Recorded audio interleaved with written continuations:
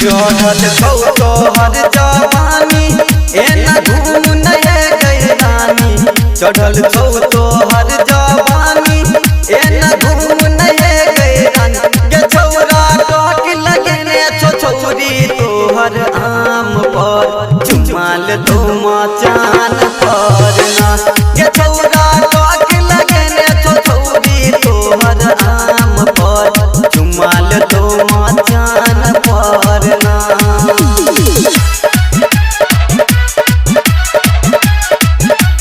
चुमाल तो मचान पर ना चुमाल तो मचान पर सुमित सतीश रईमा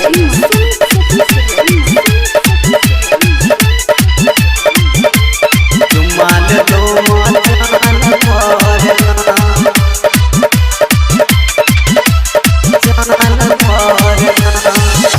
भटकी के तुस तो छोड़ लालिया तोहर गे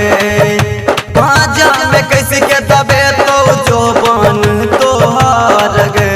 जो बन तोहर भटक के तुस तो छोड़ लालिया तोहर गे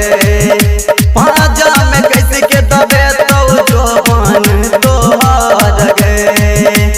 ये ना घूमन गाची मिर्ची छौरा तुइस बने तो सिटी के छौरा टक लगने तो छौरी तोहर आम पर चुमाल तो मचान पर ना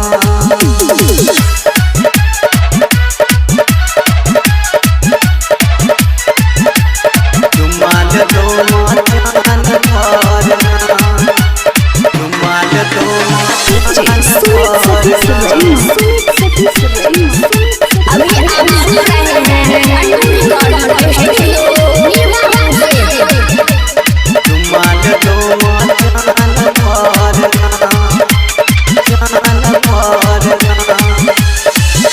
सोलह बरिस में छौरी मम्मी तोरा बने तो सब संग पहिने जिला मधुबनी वाला फसे तो मधुबनी वाला फसे छौरी